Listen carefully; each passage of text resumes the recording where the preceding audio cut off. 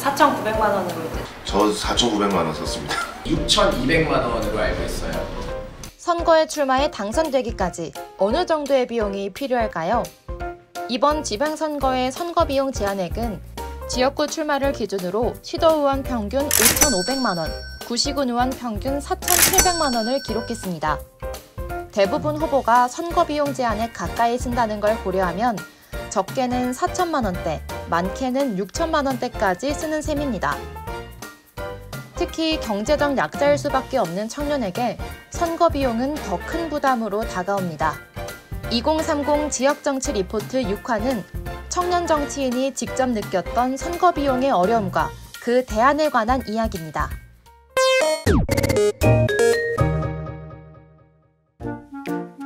부지런히 동네를 돌아다니는 한 유세 차량.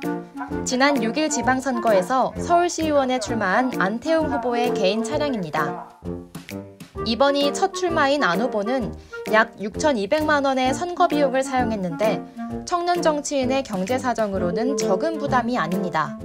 2,267만 7천 원 있습니다. 이게 월세 보증금이라든지 자동차라든지 제가 가지고 있는 오토바이라든지 그런 것들이 다 포함된 금액입니다. 다행히 2021년 정치자금법이 개정되며 청년의 정치 진입 문턱이 낮아졌습니다. 이번 지방선거부터 지방의원 입후보자들도 후원회 설립으로 선거비용 제한액의 50%까지 모금할 수 있게 됐습니다. 덕분에 안 후보는 예비후보 때 이미 선거비용의 절반에 가까운 금액을 후원받을 수 있었습니다. 231명께서 2,709만 원을 보내주셨습니다. 그래서 선거 시작하자마자 저희 사무실 임대 비용이라든지 지금 전부 다 임대거든요. 임대한 이런 집기들이라든지 이런 것들 비용을 처리를 할 수가 있었고요. 후원회 제도는 선거 사무실 임대료처럼 법정 선거 비용에 들어가지 않아 보전받을 수 없는 지출에도 큰 도움이 됩니다. 임대료 보전 안 되고요. 전기 공사한 거 보전 안 되고요. 그리고 예비후보자 때 만들었었던 명함 보전 안 되고요. 현수막 예비후보자 기간 계산해가지고 보전 안 되고요. 근데 그거를 보전 안 되는 금액들을 전부 후원회로 부담을 덜 수 있다는 겁니다. 네. 보전이 안 되더라도 우리 후원을 해주신 후원자들께서는 세액공제를 받으니까. 후원회 제도가 없었던 제7회 지방선거에서 낙선하며 생긴 빚을 갚고 이번 6일 지방선거에 제도 전환 청년 정치인도 있었습니다. 바로 서울시 관악구 의원 왕복근 후보입니다. 왕복근 후보는 제7회 지방선거에서 10.8%의 득표율로 낙선했습니다. 하지만 첫 번째 선거에서 생긴 빚을 갚고 제도 전환 그는 이번 출마를 위해서도 다시 빚을 낼 수밖에 없었습니다. 예, 3년 동안 이제 돈을 모으고 갚고 이렇게 해서 그 지난번 선거 빚을 다 갚고 나니까 이제 여윳돈이 이렇게 많이 남아있지 않아가지고 그냥 이번에 또 대출을 받게 됐죠. 왕 후보는 첫 번째 선거와 학자금 대출로 생긴 4,200만 원의 빚을 3년 동안 갚았지만 이번 선거를 치르며 3,500만 원의 빚이 또 생겼습니다. 다행히 이번 선거는 후원회를 통해 1,600만 원을 모금해 부담을 덜었습니다.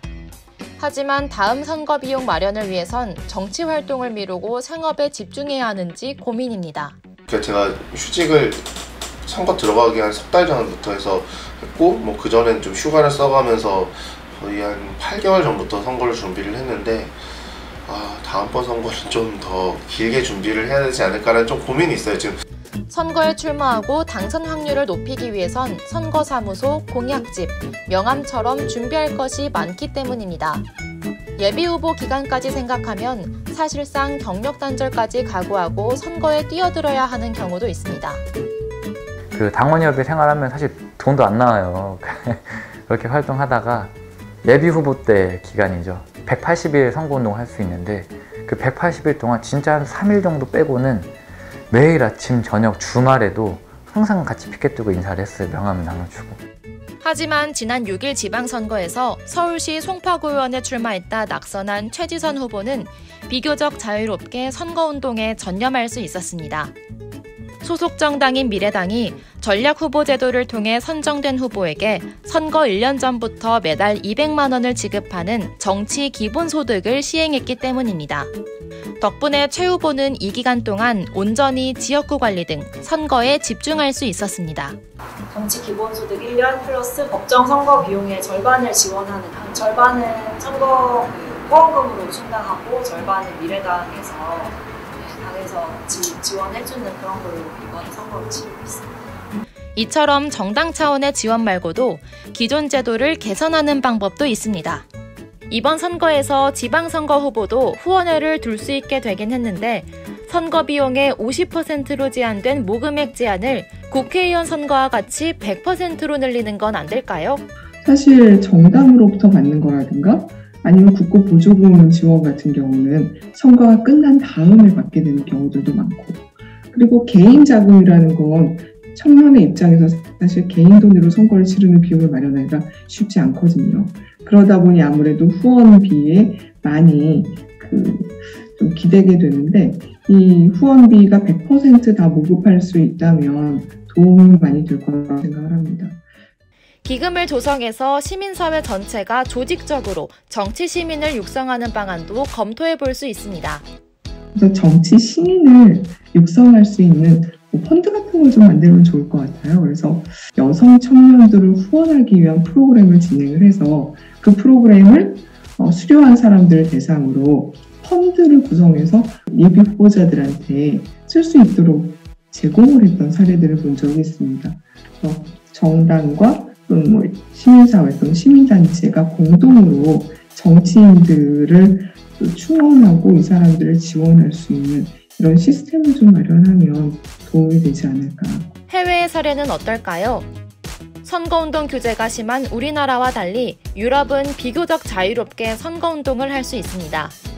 독일의 경우 선거운동 기간이 따로 정해져 있지 않고 호별 방문이 허용됩니다.